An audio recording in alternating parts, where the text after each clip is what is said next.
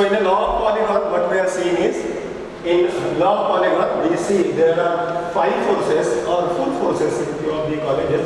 Those are meeting at a point and all are concurrent forces. In that case, as per the statement of law of polygon, whenever the concurrent forces are, when coplanar and concurrent forces are acting at a point and keep the body in equilibrium, then if a polygon is drawn in the direction of the forces, it should be a closed polygon. And in that case, you have drawn that polygon with that on a graph to know whether the resultant comes out to be 0 or not. Similar procedure will be over there. Say this is the first problem which is not in this. Let us go for discussion because let us have the prelude of graphical solution. That if it is a concurrent force system consists of 4 forces, 20 Newton at 30 degrees with horizontal, 25 Newton vertically upward, 35 Newton in the second quadrant but with 45 degrees with horizontal, 30 Newton force at angle of 40 degrees with horizontal but in the third quadrant. Likewise, there are 4 forces and I am interested to know the resultant of the force system. Of course, analytically how you know is, we used to calculate summation effects.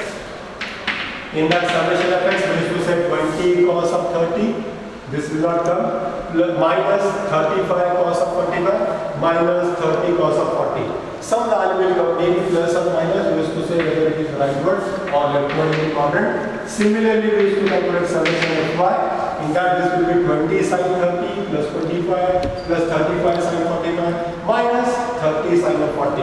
Again plus or minus the value downward or upward, and then we used to decide in which quadrant the resultant used to lie.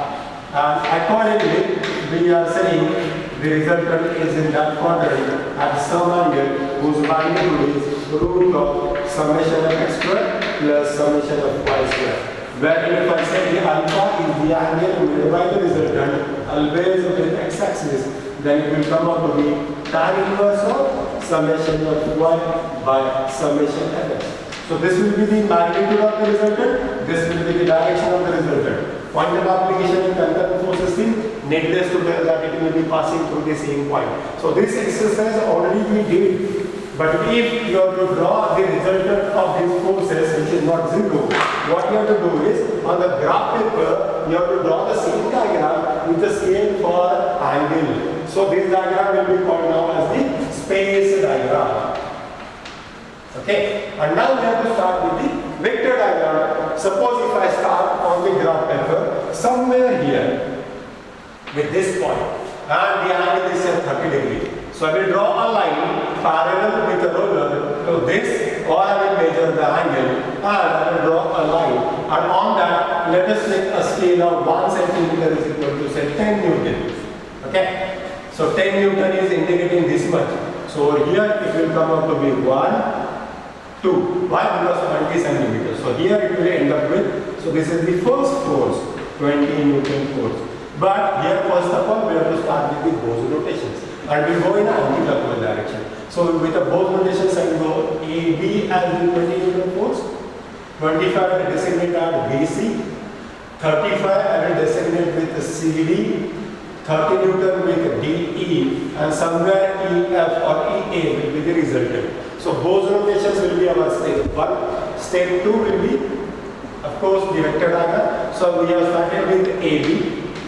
Later on, it will be a line vertically upward, so it will be a line parallel to this, on which how much I will measure is 2.5. So it will be 1, 2, 3, and uska half. So somewhere here it will come.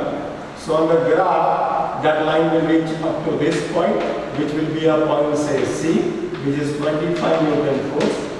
Then we have to draw a line parallel to this, either with a ruler, or you can go with this, and on that being this 35, how much you have to take is 3.5 centimeters. So this is 1, 2, 3.5. So somewhere here it will reach.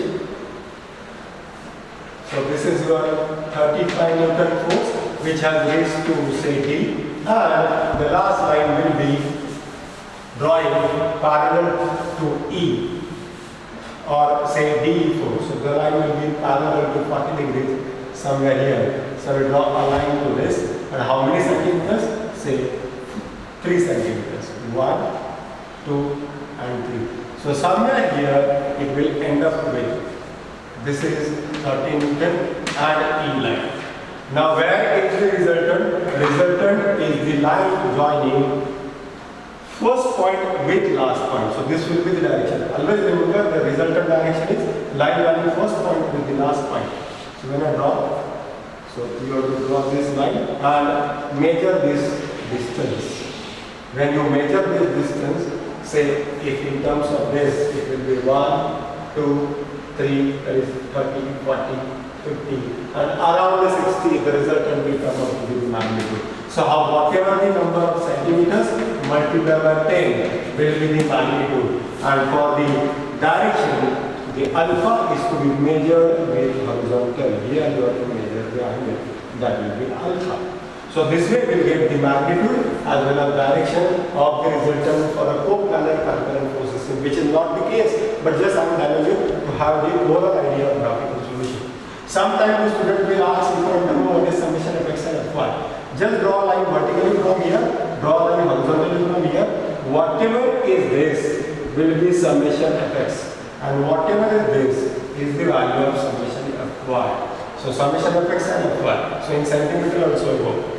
Only the lacuna, I will say limitation instead of lacuna of this graphical method is whatever the scale you used to take, that will decide the accuracy. Of course, along with that, what needed is the accuracy and accurateness with which you used to draw the diagram. So if I take say of 1 centimeter as 10 Newton, say 10 mm is equal to 10 Newton, there are chances that we will make a mistake of 1 mm, because when you talk about a pen or a pencil, the pencil leaf is 0.5. So there may be a possibility that there is an error of 1 mm while drawing it. One more suggestion to all of you is that to have the accuracy, I request you all, draw this arrow in between, not at the first or at the toe. Because when you draw the arrow at the toe, there are chances that this can be increased and then the reading will be done over here. So possibly show the arrow at the center, not at the toe or at the end of the lines.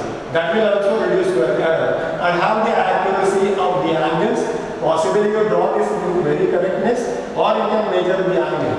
But here you may have a difference in the magnitude of the resultant with plus or minus 1 Newton. Whereas say if I take a scale of 1 centimeter as 5 Newton, that will lead to 10 mm is equal to 0.5 Newton, and of course, 5 Newton, and 1 mm is equal to 0.5 Newton. So your accuracy will be more in this case. Okay? So lesser the scale, you will have higher the accuracy.